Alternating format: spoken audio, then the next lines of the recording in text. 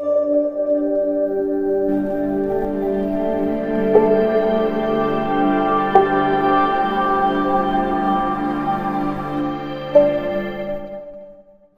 Guys, അസ്സലാമു അലൈക്കും. Welcome back to my YouTube channel. ഇന്ന് നമ്മളൊരു ഹൈഡ് ആൻഡ് സീക്ക് ബിസ്ക്കറ്റിൻ്റെ പുഡിങ്ങിൻ്റെ റെസിപ്പി ആയിട്ടാണ് വന്നിട്ടുള്ളത്.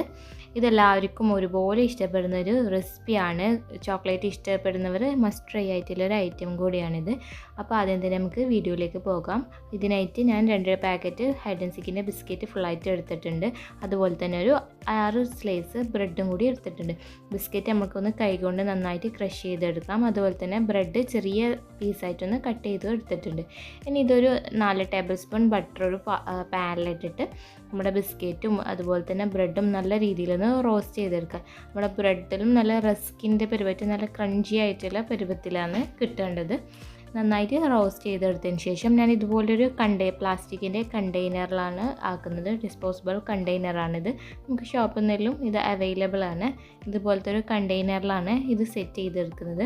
ഫസ്റ്റ് ലെയറായിട്ട് നമ്മുടെ ഈ ഒരു കൂട്ട് നമ്മുടെ ബിസ്ക്കറ്റിൻ്റെയും ബ്രെഡിൻ്റെയും മിക്സ് നമുക്ക് ഫുള്ളായിട്ട് ചേർത്ത് കൊടുക്കാം. എന്നിട്ട് ഇതൊന്ന് ജസ്റ്റ് ഒന്ന് പ്രസ് ചെയ്തിട്ട് നമുക്ക് ഫ്രിഡ്ജിലേക്ക് ഒന്ന് തണുപ്പിക്കാൻ വേണ്ടിയിട്ട് വെക്കാം.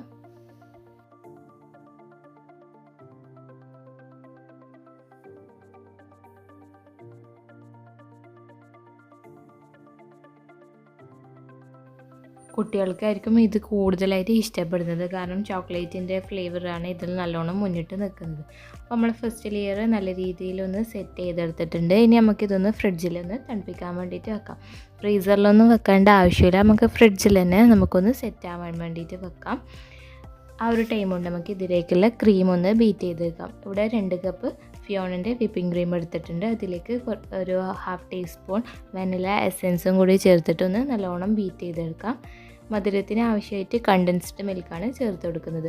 നമുക്ക് ഓവർ സ്റ്റിഫായിട്ടൊന്നും ബീറ്റ് ചെയ്യേണ്ട ആവശ്യമില്ല. ഒന്ന് നല്ല ക്രീമി ആയിട്ടൊന്ന് ബീറ്റ് ചെയ്തെടുത്താൽ മതി.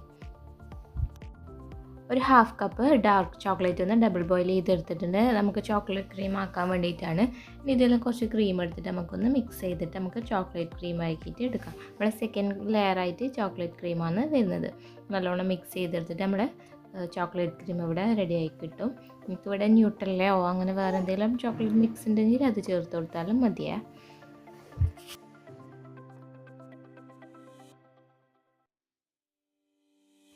ഇനി നമ്മൾ നേരത്തെ സെറ്റാക്കിയ ബിസ്ക്കറ്റിൻ്റെ ലെയർ എടുത്തിട്ട് ഇതിലേക്ക് ചോക്ലേറ്റ് ക്രീം നല്ല രീതിയിലൊന്ന് സെറ്റ് ചെയ്ത് കൊടുക്കാം.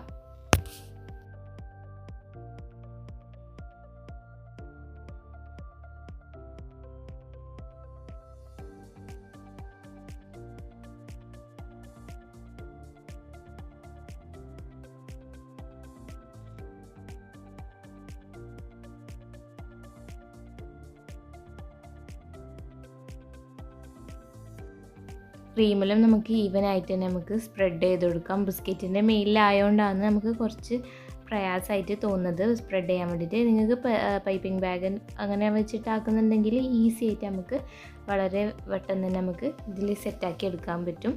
ഈ ഒരു കണ്ടെയ്നറിലാണ് കുറച്ചും കൂടി നമുക്ക് ബുദ്ധിമുട്ടായിട്ട് തോന്നുന്നത്. നമ്മുടെ ട്രയലിലാണെങ്കിൽ കുറച്ചും കൂടി ഈസി ആയിട്ടാവും. ഇനി ഇതിൻ്റെ മെയിലായിട്ട് നമുക്ക് നമ്മുടെ വൈറ്റ് ക്രീമും കൂടി അപ്ലൈ ചെയ്ത് കൊടുക്കാം.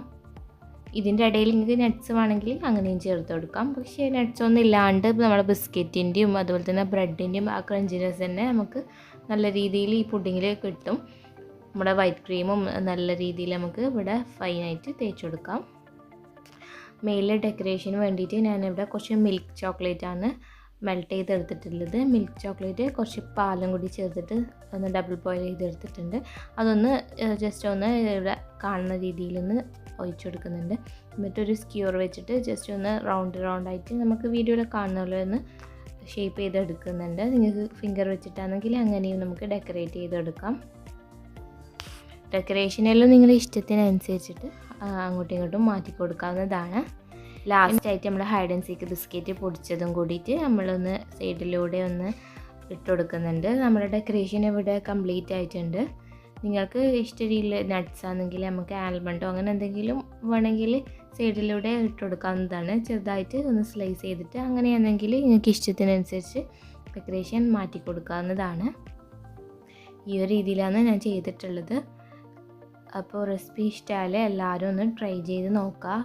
നമ്മുടെ ഈദിനെല്ലാം ഉണ്ടാക്കാൻ പറ്റിയൊരു അടിപൊളി പുഡിങ്ങിൻ്റെ റെസിപ്പി ആയിട്ടാണ് വന്നിട്ടുള്ളത്.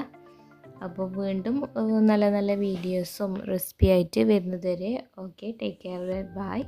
അതുപോലെ തന്നെ വീഡിയോ ഇഷ്ടമായാൽ ലൈക്ക് ചെയ്യാനും ഷെയർ ചെയ്യാനും സബ്സ്ക്രൈബ് ചെയ്യാനും മറക്കരുത്. നിങ്ങളുടെ അഭിപ്രായങ്ങൾ നമ്മൾ കമൻറ്റ് ബോക്സിൽ അറിയിക്കേണ്ടതാണ്. Okay, by.